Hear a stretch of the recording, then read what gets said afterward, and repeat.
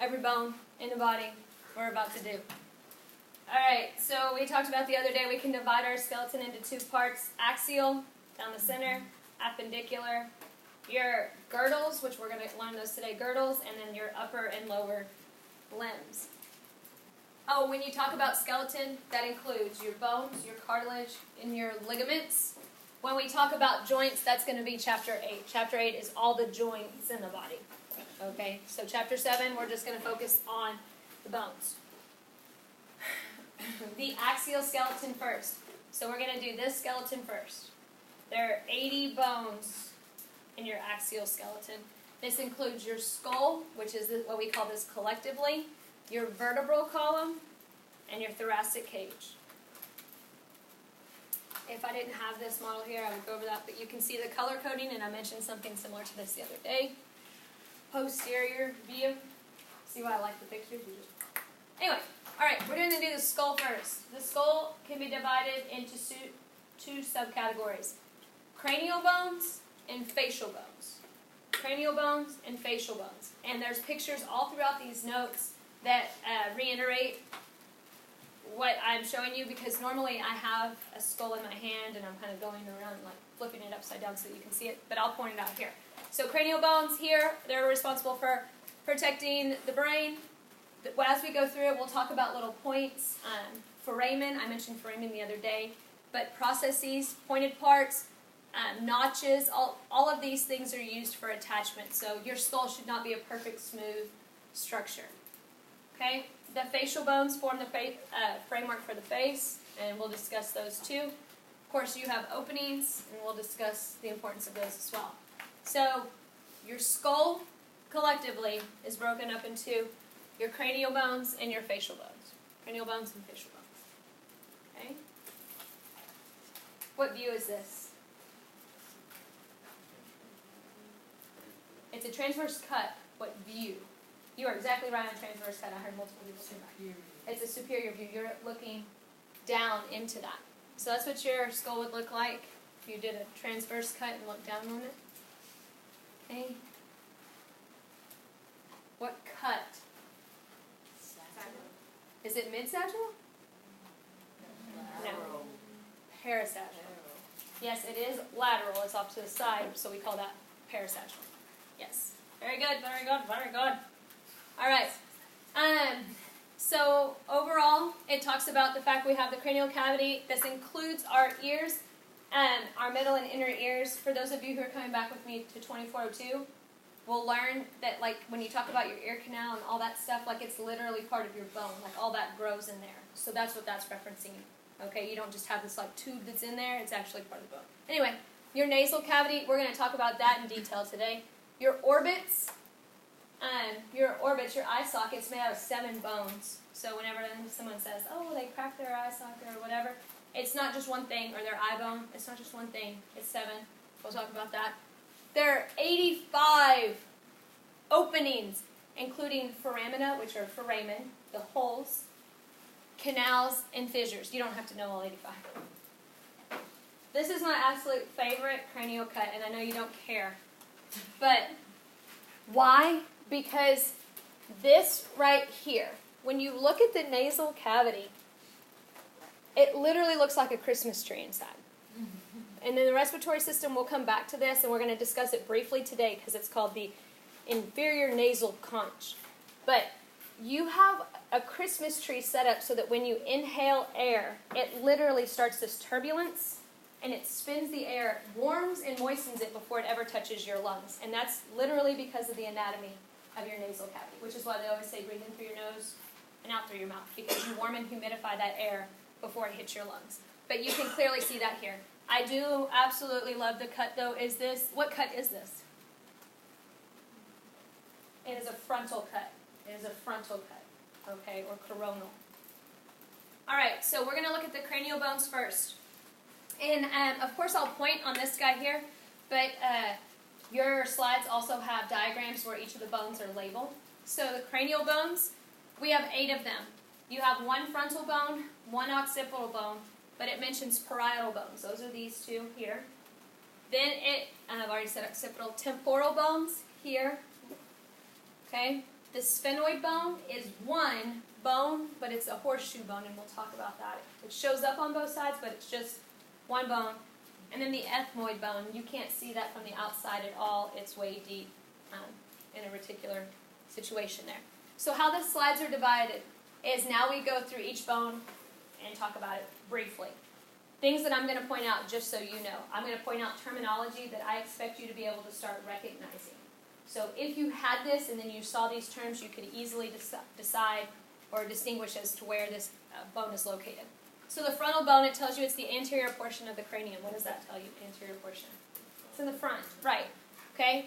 And it mentions that it houses the superior walls of the orbits. Superior walls of the orbits, yes. They are the top of your eye sockets, okay, the orbit. So, and it contains air-filled sinuses. We're going to get to sinuses in a minute when I can show you the diagram that goes with that. So, of course, here the frontal bone there is in yellow. You can see clearly where it is the superior orbits and the most anterior facial bone, or cranial bone, not facial. Okay, now, it stops on naming the bones, and now it goes to the sutures. We'll cover this in Chapter 8, what a suture is, but a suture, by definition, is an immovable joint. It's an immovable joint. And in your skull, you have all of these lines. These lines are joints, because when you were born, your skull wasn't solid. It was compressible. That's not the word. I don't know what word I'm looking for. Anyways, it would compress so that you could go through the birth canal and not squish your brain, okay, and not traumatize your mom any more than you did. So you have these main sutures. The coronal suture is around the crown, so it's on the frontal. Coronal suture. And I'm going to show you on a diagram. Sagittal, guess where the sagittal suture is? Right down the middle. Yeah, right down the middle. So that makes sense. So coronal and sagittal make sense. The lambdoid suture is in the back. Right here. This is the lambdoid suture.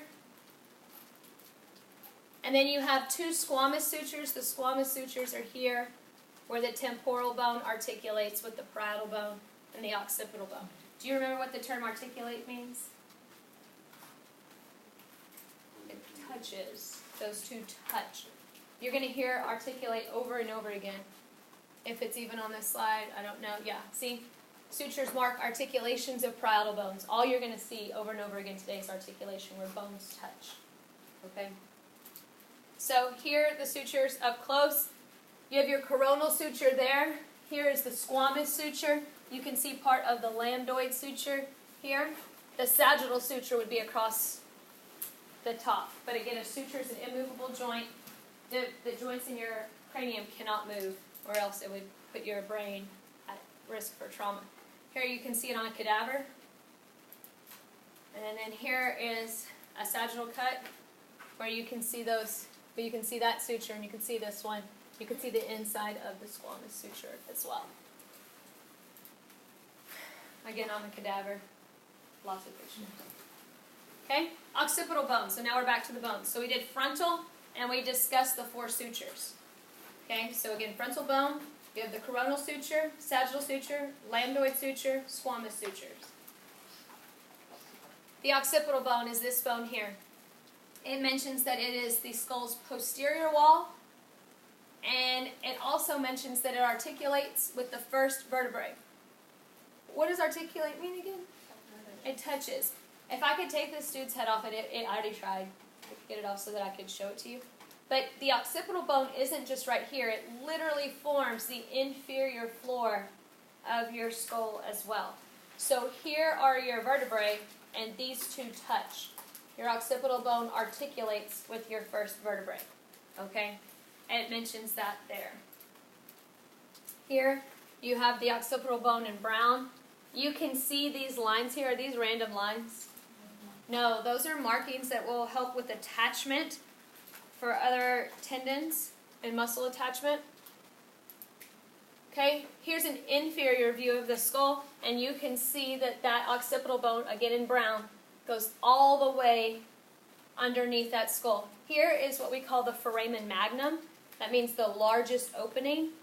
The Foramen Magnum is what accommodates our spinal cord. That's the largest nerve in our body.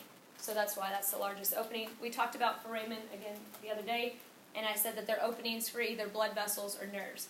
And of course that accommodates this, the largest nerve. These right here are where the first vertebrae articulates. This is where your skull sits on your vertebral column. On a cadaver, temporal bones form the infralateral aspects. Infralateral. What's infralateral? Below and on the outsides. Okay, temporal bones. Below and on the outsides. Okay, this is if you were to take it out all by itself, what it looked like. Here we have this process. This is a super pointy process. He's not so pointy on this gentleman. I'm not sure why. But we got a super pointiness.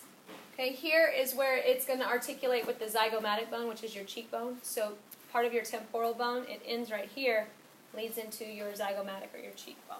But all of these points and holes, they're accommodating some type of muscle or ligament attachment.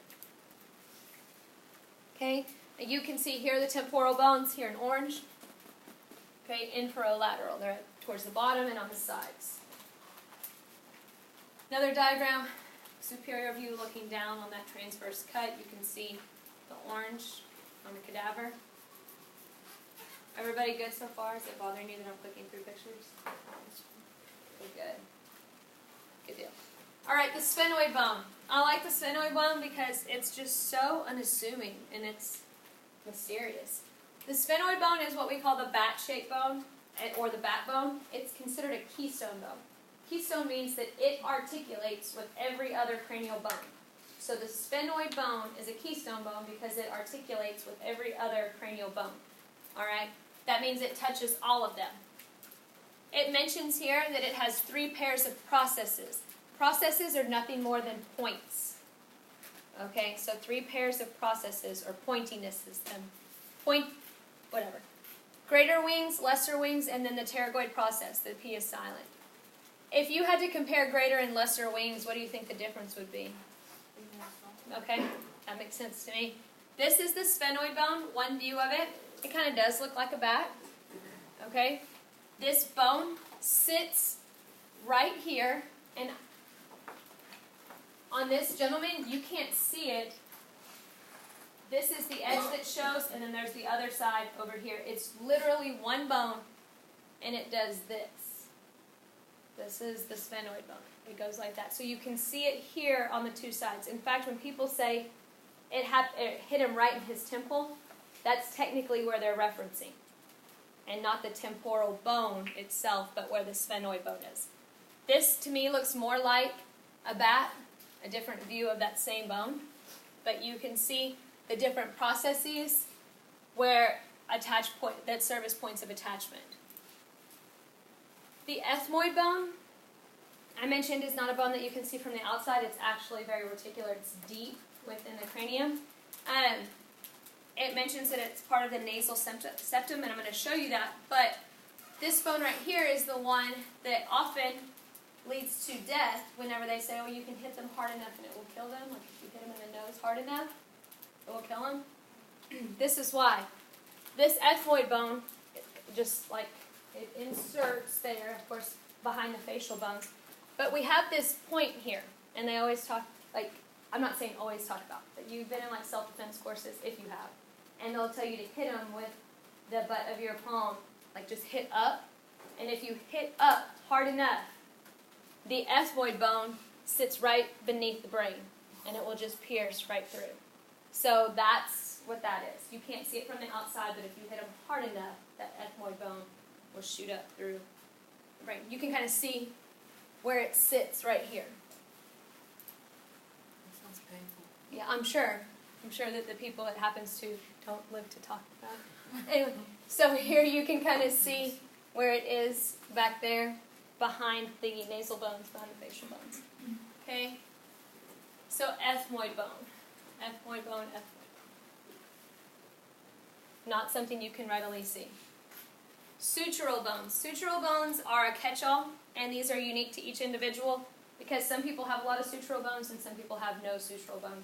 Sutural bones are just bones that kind of show up along the lines of suture. So here in this individual, you have the occipital bone, you have the parietal bones, and then you have these little sutural bones here. So sutural bones are just small little bones that show up on the sutures.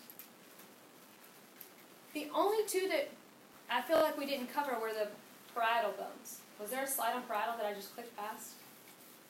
Anyways, if there was, we have gone over cranial only. So that's frontal, occipital, 2 parietals, 2 temporals, the sphenoid, and then the ethmoid.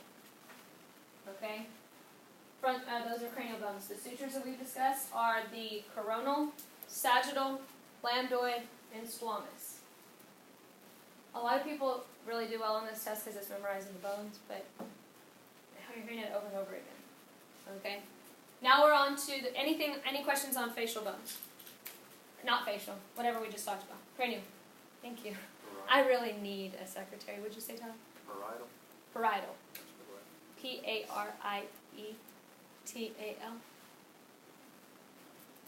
Ma'am. It's not the test Mhm. about the bones.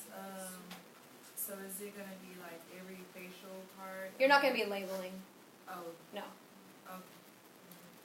It'll be asking questions about it. Yeah. Okay. But good question. I think I'm just tired and it was just comfortable for me to sit right here for a second. All right, anyways, 14 facial bones. Where it has 2 means you have 2 of those bones. Some of these bones people don't realize you have 2 of because they fuse during development. So you don't actually see 2 of them, but like your nasal bone is right here. You have 2 of them. 2 small, tiny bones right here. All right, so there's nasal bones.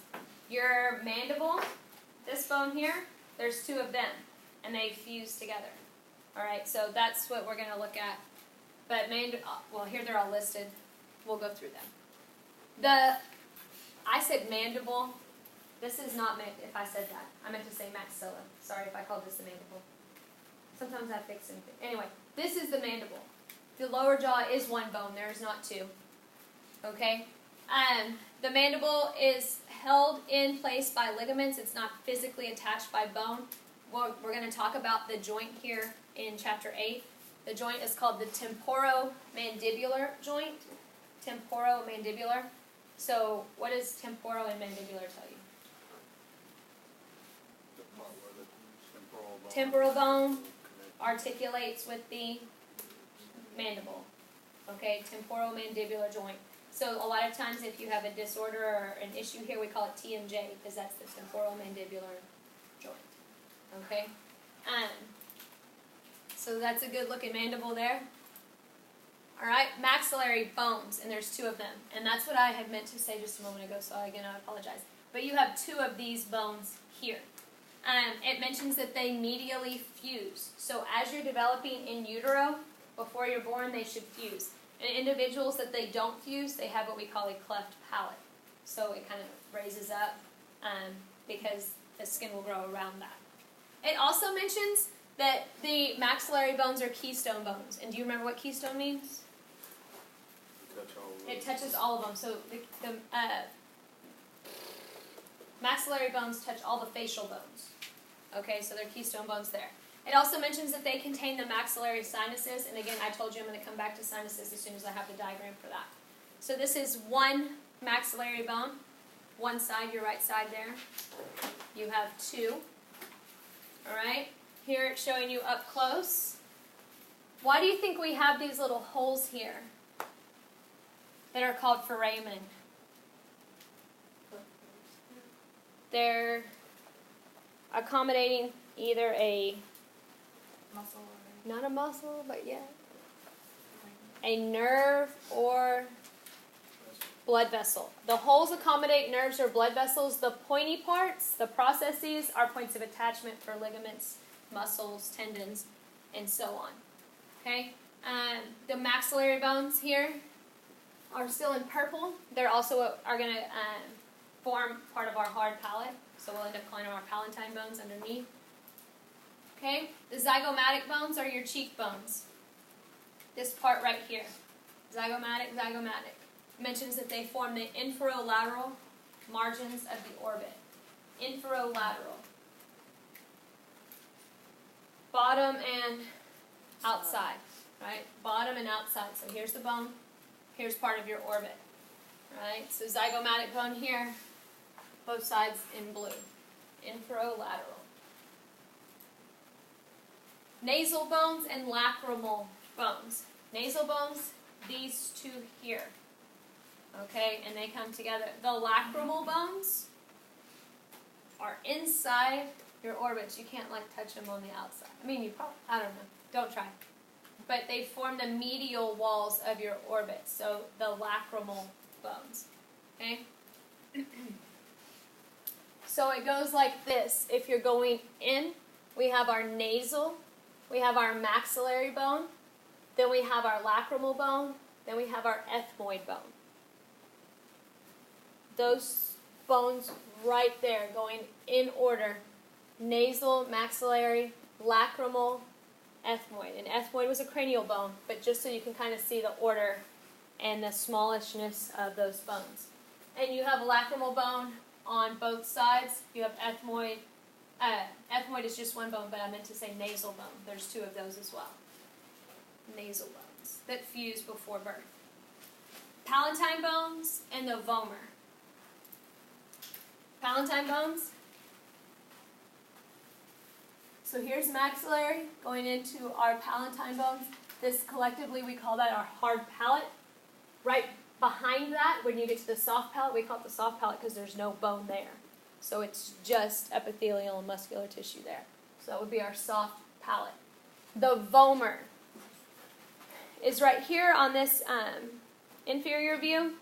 But if you put your finger right here in your nose, well, you have cartilage, and this would probably damage you. But right here, this vomer forms the septum, your nasal septum. When I very first started teaching, so you can see that here, we would make like smart people t-shirts that only smart people would get because in anatomy you speak a different language. But it said, I'm not picking my nose, I'm pointing to my vomer. And I was like, see, you make stuff like that and only smart people get it. Like you would read that, other people would read it and be like, but smart people would get it. So the vomer. Okay, also, this diagram shows cartilage here. You don't have the cartilage here on this guy right. So what does it mean when people have deviated septums? It's off of its midline. So it's gone over into one cavity. Well, it is one cavity. I want to say one canal, but that's the wrong word for it too. I'm trying to think of what we call it. It's not a cavity, it's not a canal. Anyways, it's off. And what it does is, because of that, the skin and all the tissue will form around it, and it will make the openings that go up smaller. And then it makes it difficult to breathe. So people who have deviated septums often snore, or like they don't, some of them can't breathe through their nose, they just breathe through their mouths. It just means that it's off.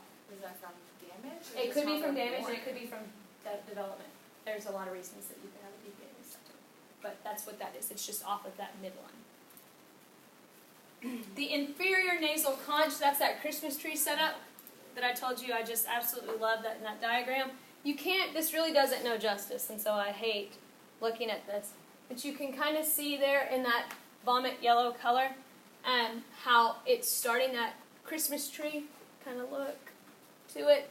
Anyways, it's supposed to be set up like that so that when you do inhale, the air goes through this turbulence where it is warmed and humidified before it hits your lungs. Your orbits are made up of 7 different bones. The articulation of the frontal, sphenoid, zygomatic, maxilla, palatine, lacrimal, and ethmoid bone. A test question for this might be, which of the following would be found in an orbit, or makes up part of the orbit? So you would know that, because you see how we would do the naming of the bones as opposed to labeling. The labeling will be on the practical, but that was a really good question. So your orbit is 7 different bones articulating. There's not an orbital bone. Okay, so here's an orbit up close. Look at those nasal bones. You can clearly see how they were 2. I like that. Okay, here it is in color. Nice looking orbit. nasal cavity. When you say the nasal cavity, it also is a bunch of things put together. So we have the ethmoid, palatine bones, maxillary bones, and then inferior nasal conch. Collectively, that forms our nasal cavity. The nasal septum is formed by the articulation of the ethmoid, vomer, and then the cartilage from the anterior septum. So that's cartilaginous up here. And anterior tells us where? It's in the front. So here is your cartilage there. Right here, this guy has no cartilage. Like, it's not just hidden there. Okay? So nasal cavity, all that put together. Same diagram from earlier. Same other diagram from earlier. What questions do you have on the cranial or facial bones? Anything yet or so far? Okay, sinuses. Sinuses, by definition, are a hole in the skull that is to lighten the weight of the skull. A sinus is a hole in the skull that lightens it. Because it is exposed to air, guess what type of tissue it's lined in? Epithelial tissue. It's lined in epithelial tissue because it's exposed to the air. Those sinuses are lined in epithelial tissue, and that epithelial tissue produces mucus, which allows it to catch any pathogens or antigens before they get into your circulation or to your respiratory system. For those of us who don't have allergies, this is not a big deal. But for some of you who have allergies, some of the antigens that mucus catches actually inflame that epithelial tissue, and it causes swelling, and then you know you need to blow your nose, but you can't, and it's because that sinus has swollen shut. It's inflamed. So these sinuses, the whole anatomical purpose of them is to literally lighten your skull, because if your skull was a solid, massive bone, it would be really, really heavy. We would still have been able to hold it up, but our neck muscles would be much thicker because they would be supporting much more weight. Okay? So sinuses. Where do we have sinuses? We have them in our frontal bone, sphenoid bone, ethmoid bone, and then the maxillary bone. So if you do this to your face, you can touch all of your sinuses. Like, that's where all of your sinuses are located, which is why when people say, oh, I have a sinus headache, they point to one of these areas, because that's where those holes are that have lightened their skull. It shows you, of course, and it names them accordingly to their location. Sinuses. Questions here. Hyoid bone. That's this fella right here. I don't know if you can see him well. The hyoid bone is not part of the skull, but it kind of doesn't fit anywhere else, so we'll just mention it here. In fact, it's not technically even attached. We hold it there by ligament, so there's not any specific direct attachment. So here's our hyoid bone. What is this, the purpose of this? It's where our tongue muscles originate. So we'll talk about that when we get to the muscular chapter, but it is where our tongue muscles attach. Good looking hyoid bone. Questions on this, anything up here? The hyoid bone, is that what people call the Adam's apple? Close, but no. The Adam's apple is actually going to be your thyroid cartilage, and we're going to get there later.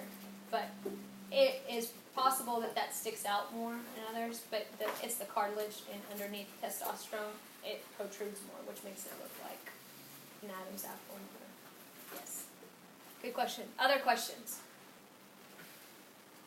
Fantastic. All right, next section. Still going. But do you like how that was a lot of slides right there. Vertebral column. Our vertebral column is composed of a lot of bones, but we're going to learn them in their sections. And if you learn them in their sections, it's much easier to reference them. So we have our cervical vertebrae. You have 7 of those, so C1 through C7. You have your thoracic vertebrae, T1 through T12. There's 12 of them. They articulate with each of your ribs, and you have 12 pair of ribs. So each of your thoracic vertebrae articulate with a rib. Then you have your lumbar vertebrae, L1 through L5. So there's 5 of those. These are the largest vertebrae because they carry the base of your weight. So we'll talk about the anatomy of all those, but these are the big ones. All of these allow for flexibility, which is why you can do like this. But right here, there's a locking mechanism on your lumbar vertebrae that keep you from going too far. They literally lock and don't let you twist any further. And of course, that's to protect your internal organs. Right here is your sacrum or sacrum. Either one is acceptable. There are 5 fused vertebrae here. Actually, it says technically, I think 3 to 5 are fused. But they're all stuck together. So the sacral or sacrum. And then at the very end is the coxal or coccygeal or coccyx. It's also 2 to 5 little fused bones. This is what we call our tailbone. Okay? Why do you think it's pointed?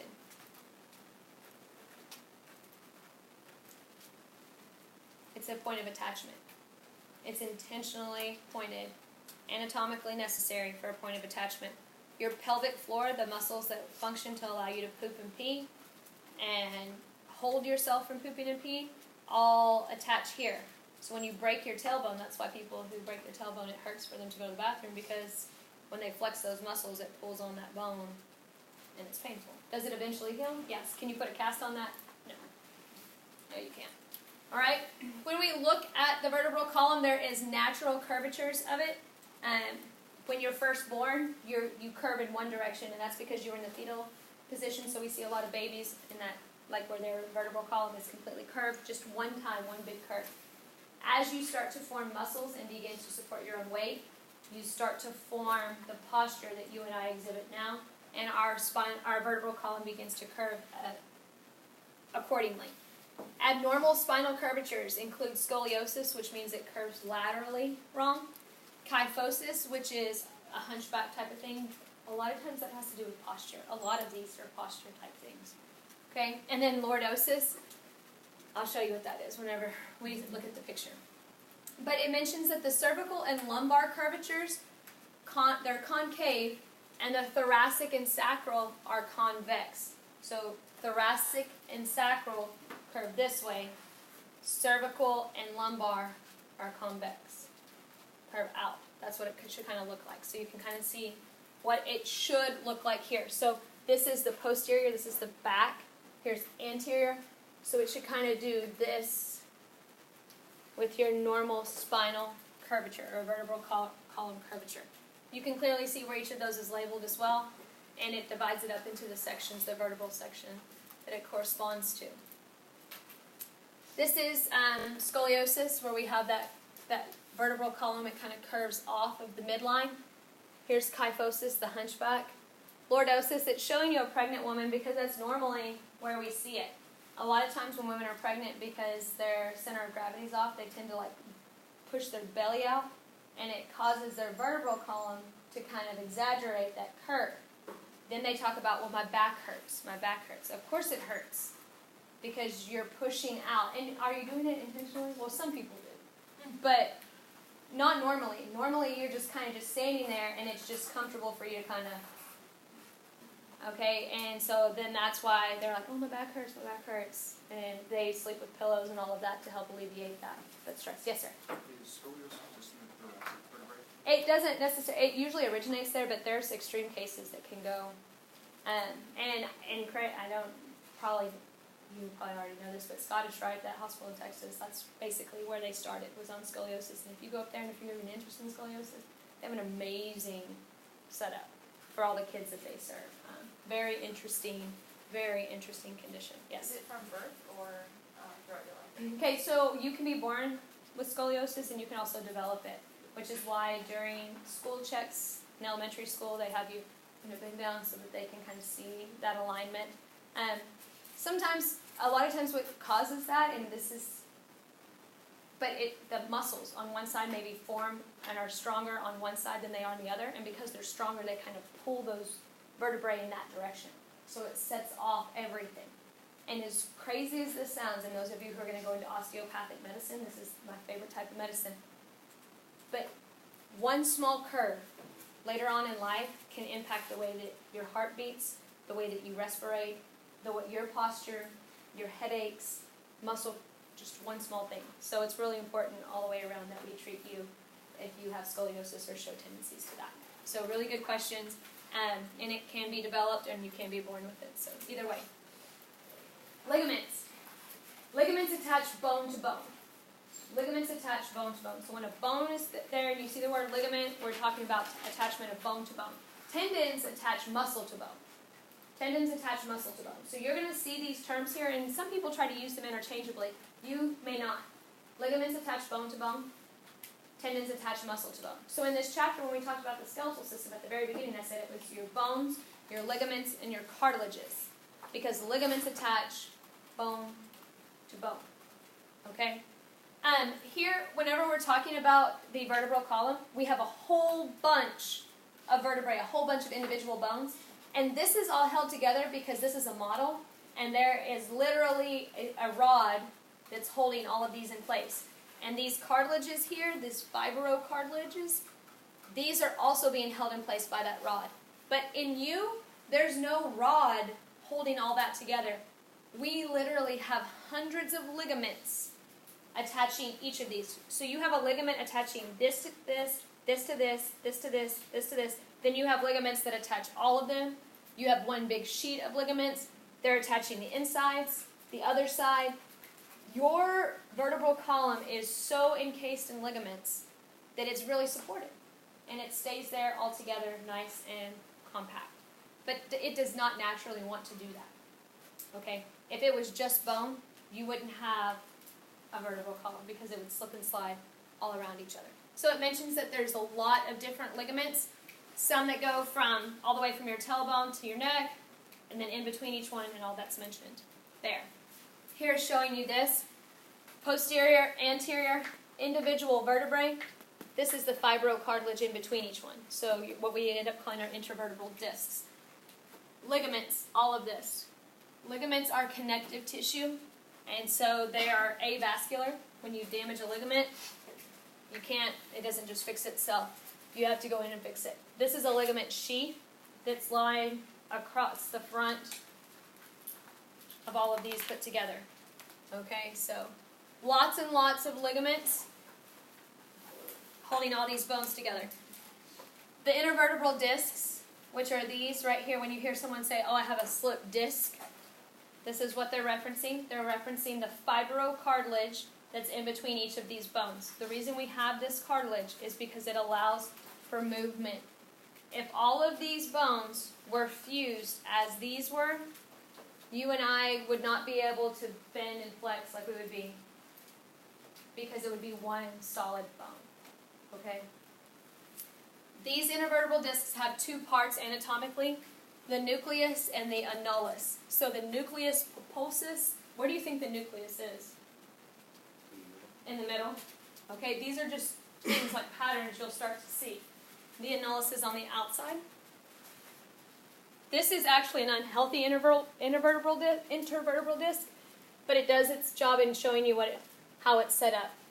The very outside of each intervertebral disc is made up of a thicker, more collagen-encased structure. Fibers, I need to say fibers. Because this is where the bone is actually, absorbing the shock of that bone and the one above it. Right here, it's more jelly-like in the nucleus area, which allows for that compression. In this case, right here is the nerve, and normally we would see nerve in yellow, so I don't know why this isn't yellow here. But something has put a bunch of force on this side, which has caused this side to herniate, or to push outside of its normal range. Because of that, it is now hitting that nerve, and it's pinching it. So we have a herniated disc here, and that person is probably feeling pain from wherever this vertebrae is, down. If that vertebrae was up here, they're probably feeling the pain down. Because this is not one specific nerve, this is real close to the spinal cord, so we're going to feel this. If that herniated disc is somewhere here, we're going to feel it in the lower limbs. Okay, so the doctor always say, can you feel this? Does this hurt? They're trying to figure out where exactly the damage is. Yes, an MRI could also figure that out. Is a herniated disc a pinched nerve? Or do you have to have a herniated disc in order to pinch nerve? No. But a herniated disc could pinch nerve. Yes, but you do not have to have one to pinch nerve. Muscles can pinch nerves. Like, you can get a muscle cramp and it could pinch a nerve and it could cause a bunch of pain. So, no. Okay, here is the herniated disc, and you can see here, this is pushing directly on the spinal cord. Directly on the spinal cord. So this person is in an immense amount of pain. Okay, something like this, it's crazy, but something like this can literally happen from you walking, bending over, doing something menial, like picking up the trash, and it's not even heavy trash, and all of a sudden, one of those just slips. The ligaments are there to hold them in place, but over time and with age, your ligaments become loose. And so it's possible that it slips. But this could also happen as a result of some type of traumatic experience, like something hitting you, like a car accident, or like you're standing there and something. I'm pointing down here because it's clear that this individual has been herniated, like in their lower area, because we're right above the sacrum in the lumbar area. So is that considered a bulging disc? A bulging and herniated would be similar. Yes. Yes. Okay. When we look at the anatomy of a vertebrae, I'm going to go to the picture first. When you're looking at a vertebrae, you figure out where it's located by analyzing its anatomy. This part right here is the body. The higher that this is in your vertebral column, the smaller the body. The bigger the body, the lower it is. The body is what does the weight bearing. So when it's up here, it's not bearing a lot of weight, so we have smaller bodies, versus lower in the lumbar area where we bear a lot of weight. We also see these processes. These processes, of course, are points of attachment. They become a little bit more prominent and rounded as we move down the vertebral column, and I'll flip that gentleman around in just a moment. The second thing we look at is the foramen. The foramen is an opening that either accommodates a nerve or a blood vessel, and I already told you that the magnum foramen is up at the top. This is accommodating the spinal cord. The bigger this hole is, the smaller this is. The bigger this is, the smaller this is. Because your spinal cord tapers. So right here, where it's not supporting a lot of weight, the body is small, but the hole is big. Because this is the main part of the spinal cord. As we start to move down, our bodies get a little bit bigger, and the holes get a little bit smaller. This indicates to me that this is probably somewhere lower because the body is big and the hole is a little bit smaller in comparison to that body.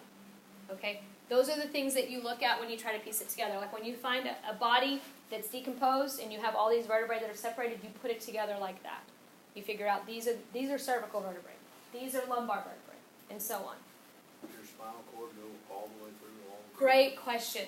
Your spinal cord is around 18 inches long, and it's pretty standard. You're born, of course, some of you are only 18 inches, some of you are much smaller than that, so it does grow as you grow. But as an adult, the base of your spinal cord probably ends right around here, but it tapers off into what we call the cauda equina, which means horse's tail, and that's where all those nerves kind of fray. There often, and when we will actually cover that in 2401 in our nerve chapters. But your spinal cord probably ends somewhere in this area, and then it frays off a little bit. Good questions. So C1. So now we're gonna look at the section C1 to C7. Those are our cervical vertebrae. Their fancy names are C1, C2, C3, C4. I'm grateful for that because it's very straightforward. Okay, C1, C2, C3, C4. You say C6, people know what you're talking about. When you say cervical, why do people get confused? It could be at the bottom in a female's uterus where it dilates for the baby to come out. So when you say C1, there's no C1 where the baby comes out. Okay? You can see, look, here a small body, a really big opening. Okay, right here, this process has a bifid to it, or a bifid. So like when we talk about spina bifida is where this didn't close. So it's still open, so it's leaving that spinal cord vulnerable. So spina bifida is where those don't close, that bifid it didn't ever solidify. You can also see here, this is a pretty prominent process. You can see that it's sticking out very far versus down here where they tend to be much bigger and wider because they're holding more weight and larger muscles. But this is pretty prominent. It sticks out. These kind of look like sharp, like sticky blades. Like sticky as in like they're going to stick you, not like sticky as in touch. Okay, let me make sure I say that right. Okay, so here are the cervical vertebrae, C1 through C7. Easily named, but the first two we do reference because they don't specifically support the vertebral column. In fact, they're responsible for supporting your cranium. So C1, its fancy name is atlas, and C2's is the axis. And they're in alphabetical order if you're a memorizer. Atlas is C1, axis is C2, like they're in alphabetical order. And that makes it easier when you're trying to label or even referencing them. Okay? I thought she was saying something. The atlas C1 allows you to say yes. So it articulates with your skull and on the occipital bone, and it allows you to go back and forth like this. C1 does. C2, the axis sticks up, and it has this little rotating piece, and it allows you to go this direction. I know I went ahead a little bit. But here is your atlas, the atlas, the one that you can say yes, C1. Axis, AX, is got a little portion that kind of sticks up. This right here, let me see a different, I thought there was another, never mind. This sticks up. You can't really tell, but it sticks up. And so it allows for the rotation of your skull back and forth to say no. So atlas, axis. Okay? Questions so far? Will we need to know that? Yeah. That would be an easy question for me to ask. Like, which of these does that make sense? Okay. All right, so that's cervical vertebrae. Now thoracic vertebrae. Thoracic vertebrae, T1 to T12. No other fancy names. Like there's no atlas axis. It's just T1, T12. They go with each rib, each pair of ribs. Bless you. So the thoracic vertebrae articulate with the ribs. Thoracic vertebrae articulate with the ribs. You can see the bodies are getting bigger. The foramen are getting smaller. Okay, and that's just a general pattern that you would see there. Highlighted where the thoracic area is. These processes here, I said that these were like the sticky ones, like they would stick you like a blade type thing. That's because there has to be a lot of ligaments there. There's a lot of movement that's allowed in this area. Okay, so there's a lot of ligaments that need to reinforce that. Generally speaking, and we're going to say this in Chapter 8, but you have the bones, and when you just have bones, you have no reinforcement. They're there structurally, but there's no reinforcement. So ligaments have to attach bones, so that's our first line, and then muscle has to surround that. And in every good joint, you have bones, then it has ligaments, and then you have muscle. The stronger your muscle is, the stronger that joint is. So if you have a weak individual that has weak upper body, that joint is probably pretty weak as well. They're easier to break and damage. Okay? And you're going to see that pattern all over the body, not just here or in your joints. The lumbar vertebrae, L1 to L5, no fancy names there. Big bodies, small foramen. And I mentioned that they have articular surfaces that will actually lock. Up close on this guy right here, you can see here that these will glide past one another. Your thoracic vertebrae will all glide past one another. Okay? Right here, when you get to the lumbar area, there's a physical facet that sticks up, and it will not let you go past it. Okay, so it keeps that area under control. Now, people say, well, what about those people who can bend and flex, and are they missing ribs and so on? There are some people who genetically have more elastin in their ligaments, which means that their joints are a little bit more movable. And when they say that they're double jointed, or that literally just means that they have loose ligaments. Okay? It is possible that they have loose ligaments. It is also possible that like some contortionists have had this grinded down so that they can bend and fold. There are people who can just naturally do it, but there's people who do that as that's their job. Like they're in the circus or they do. So you can have that to where you're allowed for that movement. But another key concept, if it's strong, it's not flexible. And if it's flexible, it's not strong. Like there's a continuum. So if I have a really flexible joint, it's probably pretty vulnerable. So you get this really flexible, it's probably pretty vulnerable. If I have a really strong joint, it's not really flexible.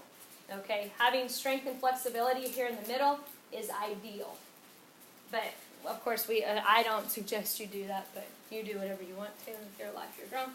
Look at big body, small foramen.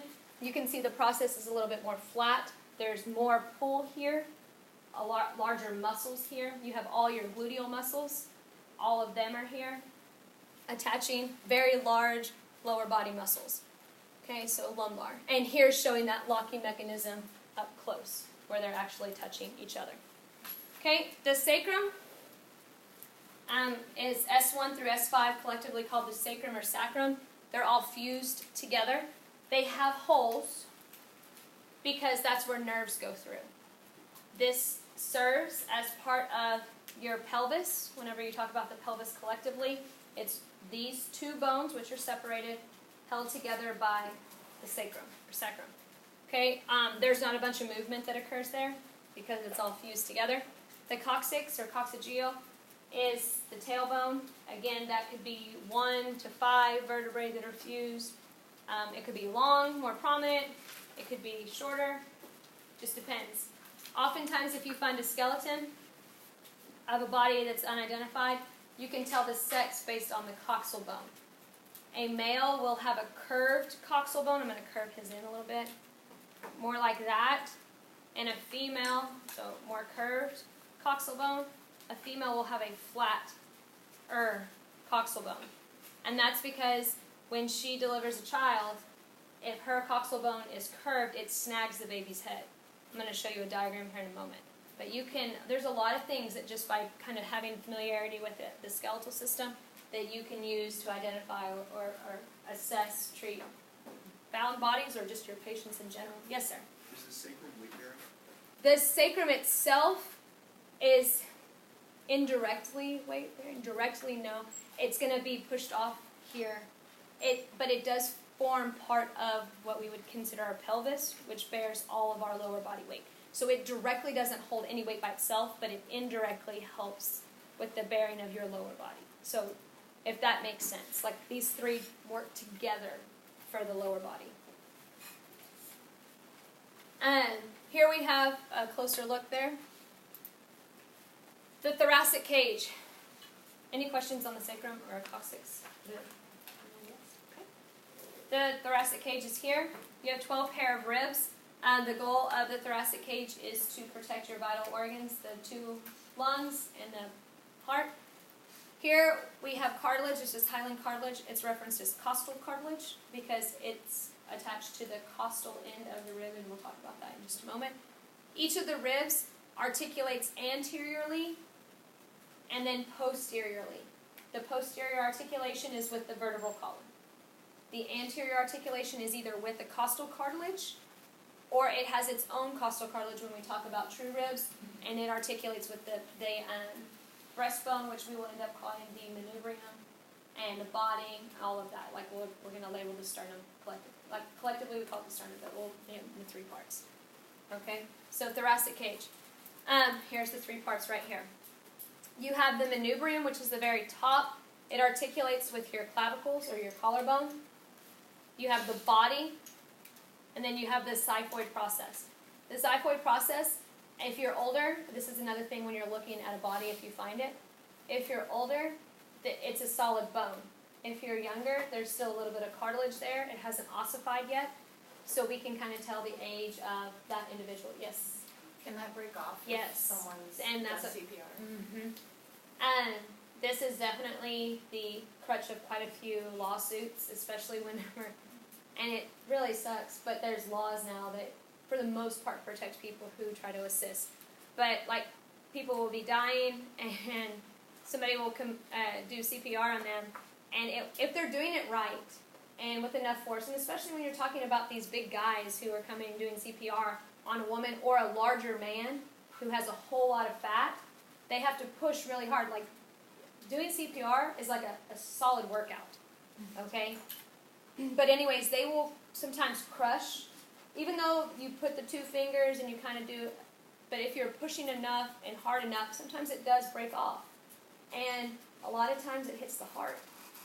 And so you save their life, but now something's wrong with their heart and they have to have surgery. And if you wouldn't have saved their life, they wouldn't have to have this surgery. So they sue you. Jerks. But for a while it kind of worked, and then they were like, how? So then people stopped trying to help, and then everybody was done. You know, it's just a pattern. Also, doing CPR, it's not uncommon for ribs to break, especially if it's a grown man doing CPR. They tend to be really strong, and they crush or crack ribs. Not like to where it's like it's just loose within the body, but like crack it, okay? Because there is a lot of force. They're trying to pump your heart, which is underneath this structure. And they're trying to do so indirectly by pushing here and getting the bottom of that heart. So it does make sense that it does break, yes. And then like people will try to commit suicide and then they'll sue you for saving their lives. So it's America right now, and we sue you for everything. But good question. Okay, so here is that, if I didn't have this. Here is talking about the sternum as far as the jugular notch. That's going to be up here at the top where we would have our jugular vessels. Sternal angle. That's just showing you that this isn't one solid bone, that it's 3 separate. So it kind of makes this curvature to it. So that's your sternal angle coming down. And then your xipho-sternal joint would be the joint here between the body and the xiphoid process. Again, it will ossify later on in life. And you can see the jugular notch up at the top, the sternal angle where there's kind of like a little bend to it, and then you have your xipho-sternal joint. Here's your heart. Here's the xiphoid process. So it's not, and when you're doing CPR, you're a little bit here, but you're kind of pushing up-ish, like more superior in that, and so you're trying to get the heart to work, but you have this rib cage here protecting it. So sometimes, a lot of times it breaks, especially if it's a grown man doing CPR. Okay? Which a lot of times the firefighters and the first responders, they're all grown men. Of course there's women there too, and I'm not saying a woman can't break your ribs, because she is totally capable. I'm just talking about just generally speaking. Okay? You have 12 pair of ribs. The first 7 are what we call true ribs. We call them true ribs because they have their own piece of costal cartilage articulating with the body. So this is a true rib. This is a true rib. These down here don't have their own piece of cartilage. They're indirectly connected. So these are false ribs. 1 through 7 are true ribs. 8 through 12 are false ribs. And they're literally called false because they don't have their own piece of costal cartilage attaching them to the body of the sternum. Of the false ribs, 11 and 12 are called floating ribs because they have no costal cartilage at all. So they're not attached or directly connected at all. These allow for increased mobility because if these were connected, it would bring in more restraint to your thoracic cage, and you wouldn't be able to bend over or like touch your toes. Some of you would still be able to touch your toes, but this allows for an increase in mobility. The fact that these aren't specifically connected, but they still protect the back of your lungs here in the back. Okay. So I said false ribs, I said floating ribs. Good deal. So diagrams there. 12 pair. What a rib looks like. Let's look at the anatomy. So this is just one rib here. Okay? The costal end is where it's attached to the costal cartilage and then, of course, to the sternum. The vertebral end is where it's articulating with the vertebrae. Okay? They have different markings and grooves that allow for that seamless articulation. And then, of course, there's also ligaments that hold them in place, because by themselves, the bones would just sit on each other. Let me show a couple more pictures and I'll go back and name it. So you can kind of see here, the vertebral end, it's articulating with one of the vertebrae, and we have a ligament or connective tissue here that's holding it in place so that it's not sliding around. So we have the costal and the vertebral end. The shaft is the long part of the rib, so that you would just, that's just the shaft of the rib right there. But as we get closer to the point of attachment, it talks about the neck of the rib and the head of the rib. The head of the rib is what does the articulation, and the neck is just is more anterior to that in this sense. Let me go back. Head, where it articulates, neck, beyond the tubercle, lateral to the neck. First of all, what does lateral mean? To the sides. So you can kind of see the tubercles here that kind of stick out there where it's articulating. Okay? And then the shaft is the larger part of that rib. So here you can see the tubercles there. That's a good looking rib too, just with no attachment, so you can just kind of see overall what it looks like. Okay, that is your whole axial skeleton. The appendicular skeleton goes much smoother.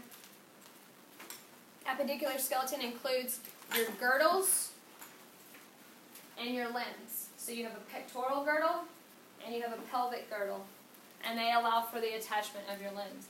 So pectoral girdle right here, pelvic girdle right there. Pectoral is upper limbs, pelvic is lower limbs. What composes your girdle? We're doing pectoral first. The pectoral girdle is composed of your two clavicles and your two scapula, your shoulder blades. So this right here articulates with this here, and it allows for the upper limb to attach, and then of course on both sides. So the scapula and the clavicle, or your collarbone, articulate to create your pectoral girdle on both sides. You can kind of see this articulation here, of course, where they touch, but the scapula, your shoulder blade, has a lot of markings and curves and grooves to it, and of course that's going to be because of attachment, but let's talk about it. So first of all, your clavicles, also called your collar bones. They are the very top up here. They have an acromial end. The acromial end is part of the scapula, so that's where it articulates with the scapula. And then they have a sternal end. Guess where the sternal end is? Yes, it comes more medially to articulate with the manubrium of the sternum. All right? And its goal is to act as a brace and hold the upper limbs in place. That's a good looking collarbone, acromial end. So I know that this is the lateral part of it. And in the sternal end, I know that's the medial aspect of it. Okay? The shoulder blades. The shoulder blades are triangular in shape. They have their acromion, which is here, and we'll talk about that. But then they have three borders. Their borders are the superior, medial, and lateral border. Where do you think the superior border is? Where's the lateral? Outside. Yeah. And then the medial. So that once you start learning those directions and you start getting those terms, this stuff really just starts to snowball. Okay, so here, superior border, lateral border, medial border. Okay, the acromion, that's where the clavicle is going to articulate. Up close picture of the scapula. Side view. Okay, the upper limb. That's 30 bones. Okay, and we are, of course, going to learn the bones, but if it's not on your practical, you don't have to be able to specifically point it out. Like for the wrist bones, carpal bones, you don't have to be able to specifically label them until it's on the practical. And I don't remember if there was one of those on your practical or not. But what we reference as the arm is our humerus. The forearm is our ulna and radius, and then we have our hand, which is composed of our carpals, which are wrist bones, metacarpals, which are palms, and then our phalanges, which are our fingers. So we're going to go into those in detail. The humerus is the largest upper body, upper limb bone. Okay, it is a long bone. This part right here, the head of the humerus, articulates with the glenoid cavity, which is where these two, the clavicle and the acromion, come together to form that girdle. So you'll need to be familiar with the glenoid cavity and the head of the humerus. The glenoid cavity, we're going to talk about that in chapter 8 as well, but that's the joint cavity there. Head of the humerus. Then as you go down the humerus, and if you're in anatomical position, so his pinkies are touching his thighs, you have your medial epicondyle and lateral epicondyle. So the parts that I'm pointing out are the parts that you need to know. Like, I'm not going to go through and say, well, you need to know this groove and this. We're not going to learn all the bone markings, just the ones that you need to be able to be familiar with for this term. So medial, of course, is on the center, or median, towards the middle. Lateral, epicondyle on the outside.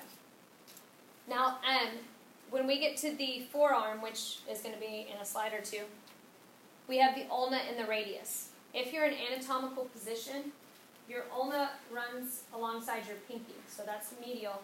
Your radius along your thumb. That's a memorization thing. Memorize radius, thumb, pinky, ulna. Okay, I remember PU for pinky and ulna.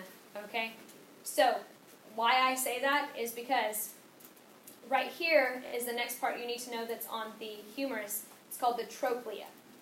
The trochlea is what articulates with the ulna. The capitulum articulates with the radius. So on the humerus, the things that you need to know. The head of the humerus, you need to know the lateral and medial epicondyles, the trochlea, and the capitulum.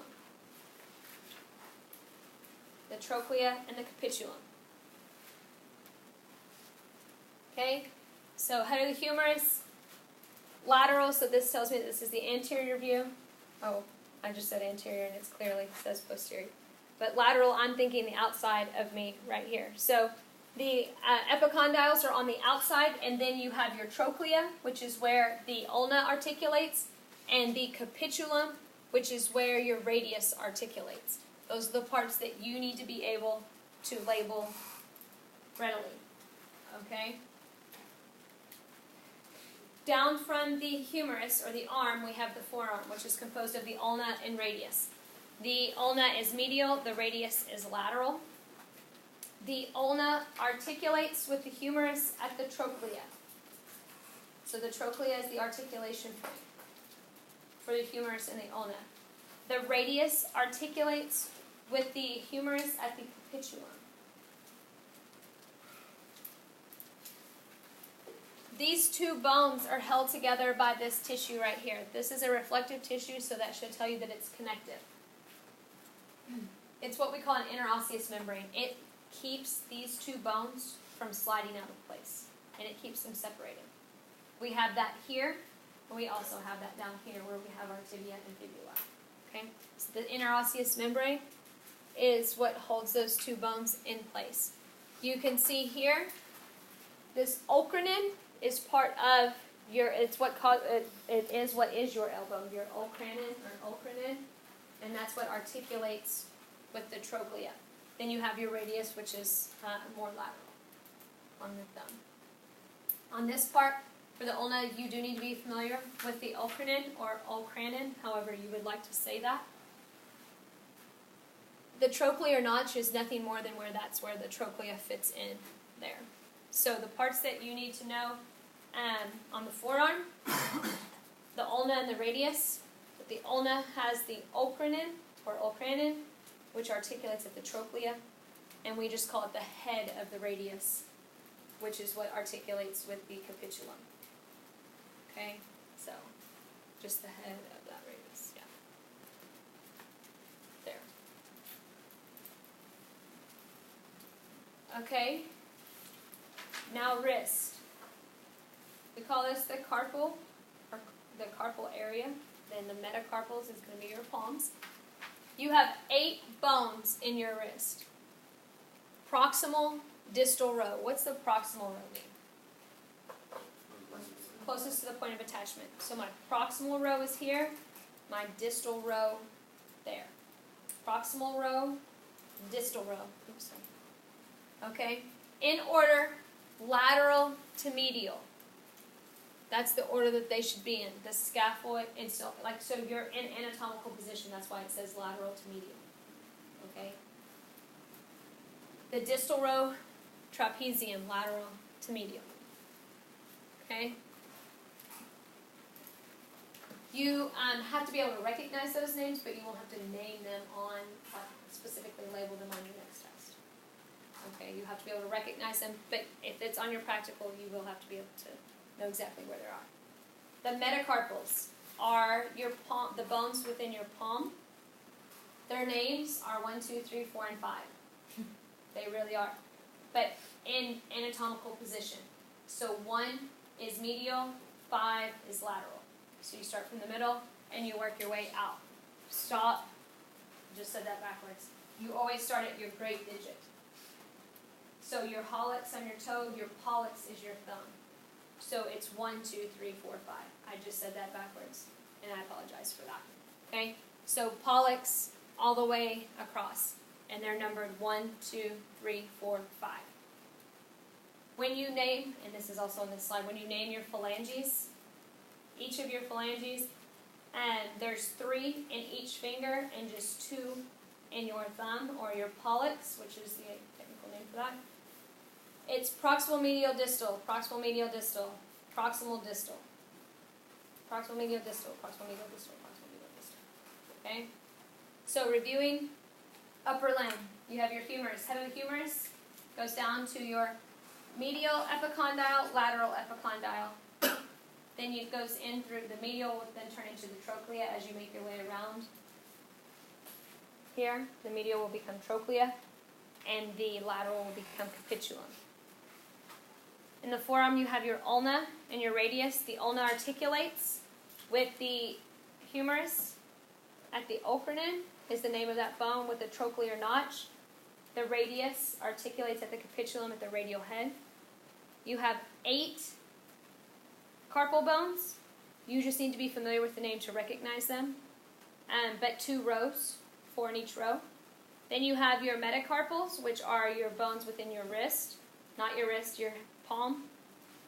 They're labeled 1 through 5, starting with your great digit, which is your pollex. So 1, 2, 3, 4, 5. Then your phalanges are labeled proximal medial distal, proximal medial distal, proximal medial distal, and your thumb is just proximal and distal. 30 bones in the upper limb.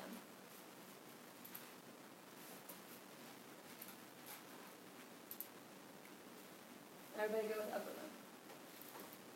Lower limb, we have our pelvic girdle. Your pelvic girdle is composed of 2 coxal bones and the sacrum. This sacrum was part of the vertebral column as well.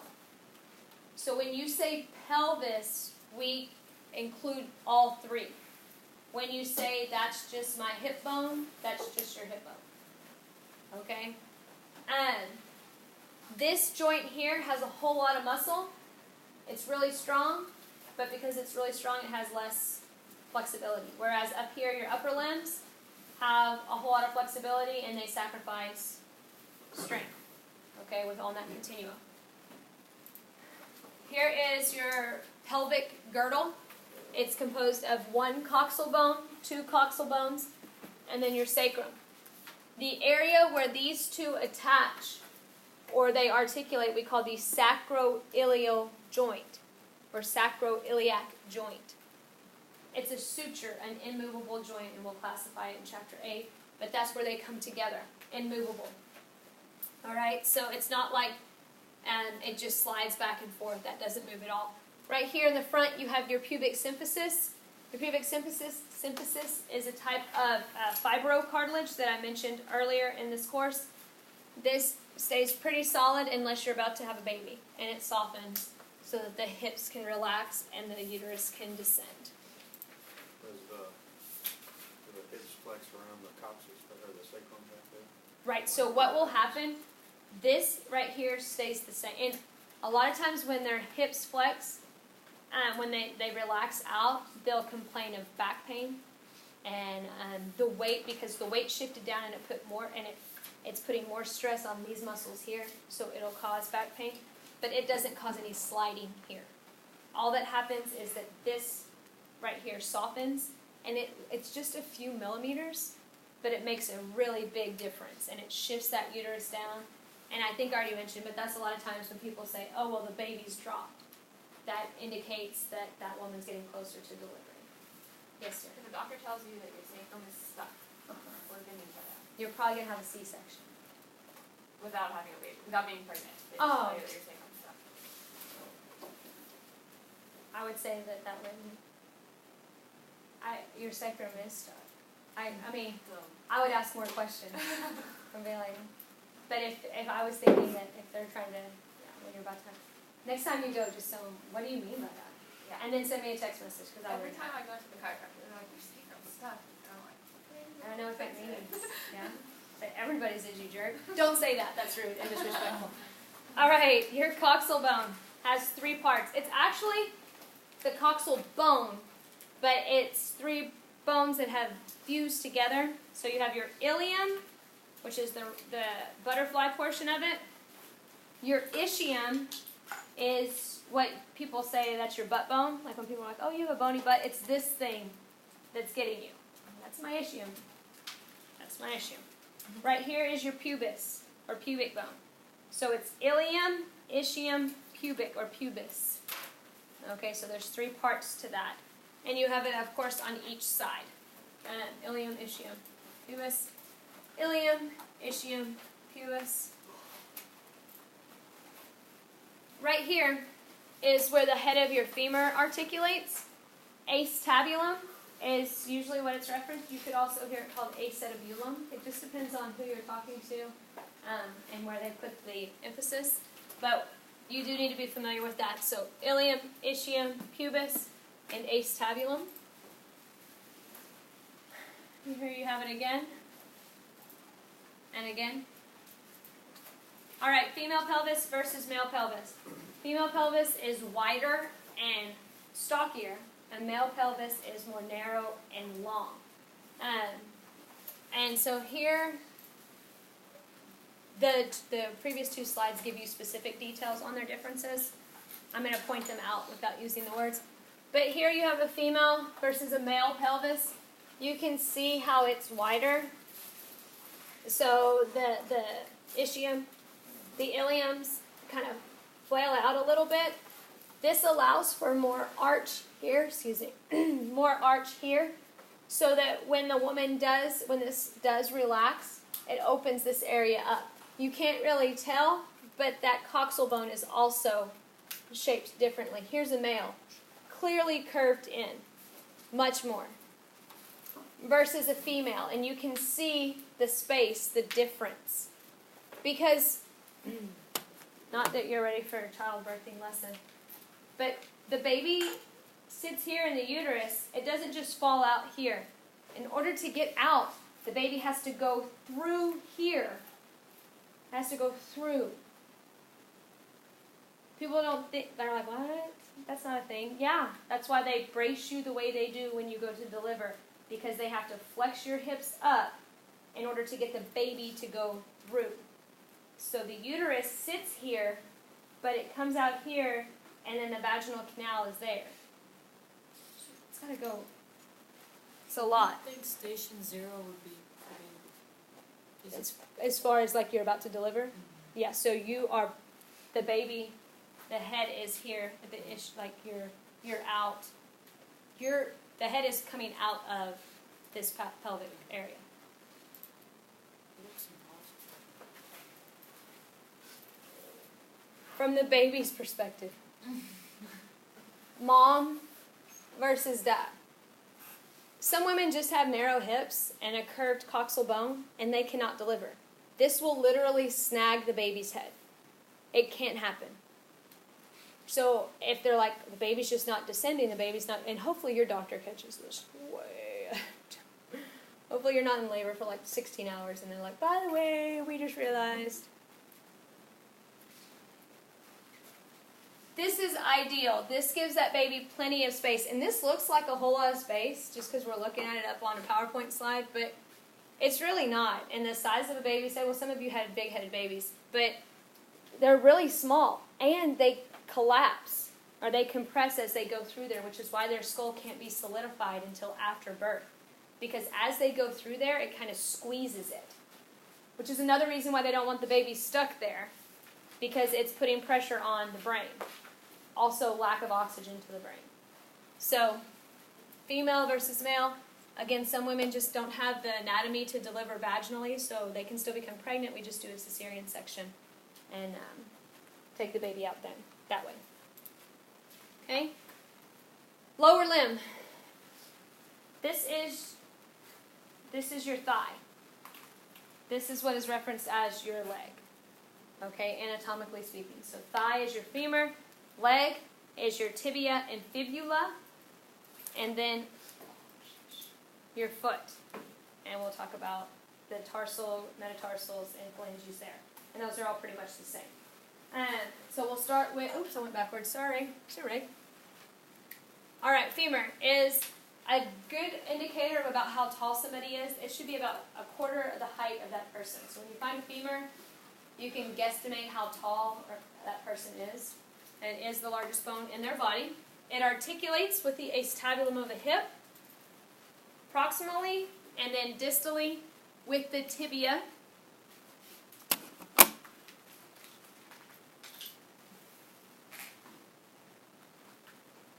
The femur does not articulate with the fibula. The femur only articulates with the tibia. Okay? The fibula is lateral, and it's there for support, but the fibula is what's going to make your ankle bone. The articulation with the femur is tibia only. The patella is this bone here. And I mentioned this the other day, that it's a short bone, and it isn't actually attached, it's in a tendon, and you can see that clearly on the skeleton, which if you have a deep groove, it doesn't move a lot, but some of you can move your patella back and forth, and they're like, what does that mean? Nothing. You're fine. Okay? So, good looking femurs there. What you need to know here, head and neck of the femur, then the shaft, medial and lateral epicondyles, and I did that backwards, medial and lateral epicondyles, and then medial and lateral condyles. There's no fancy name for them. We called it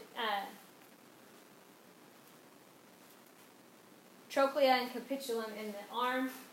There's no fancy name in the leg. So you need to know medial and lateral epicondyles, which are the ones on the sides, medial, lateral, and then medial lateral condyles, which is where they physically articulate. Medial and lateral condyles. No fancy names for those. The tibia is your shin bone. It completely bears all the weight from your femur. The fibula is on the outside. It's lateral. It does not bear any weight. It is there for support, but it forms your ankle. These two, just like I mentioned up here in the forearm, are held together by interosseous tissue, which you can see there, holding it in place. Down here is one of our joints that we're going to reference in Chapter 8, but that should be a slightly movable to immovable joint. We don't want that joint to move. It causes a lot of damage. Okay? For the tibia, all you need to know are the medial and lateral condyles. So these are just the articulation points. Medial and lateral condyles. Those are the articulation points where they touch. Here is a fractured fibula. So a lot of times when people say they break their leg, it's usually that. The tarsus, or tarsal bones, those are your ankle bones. You have 7 in your ankle, but 8 in your wrist. Okay, so 7 in your ankle. The biggest one is your heel bone, which is your calcaneus. Calcaneus is that one there. That's actually a tarsal bone. Then you have 5 metatarsals, numbered 1 through 5. starting with the hallux. The hallux is your big toe, so it's just 1, 2, 3, 4, 5. And then we have the same setup on our phalanges. Proximal medial distal, proximal medial distal, proximal medial distal, proximal medial distal, proximal distal. Okay? The fancy names for your big toe is hallux, Hallux, and for your thumb, it's your pollux. Hallux and pollux. Good looking foot. Last thing is the arches of your foot. Where do you think the lateral arch is? On the side. Yeah. Where do you think the medial arch is? On the inside. Where do you think the transverse arch is? It's just across your foot. Yeah. Okay? So lateral, medial, transverse. What do we need to know about when babies develop? That their skulls are not solidified, and so they have openings. We call those soft spots. Those soft spots are technically called fontanelles. Shortly after birth, you have 4 fontanelles.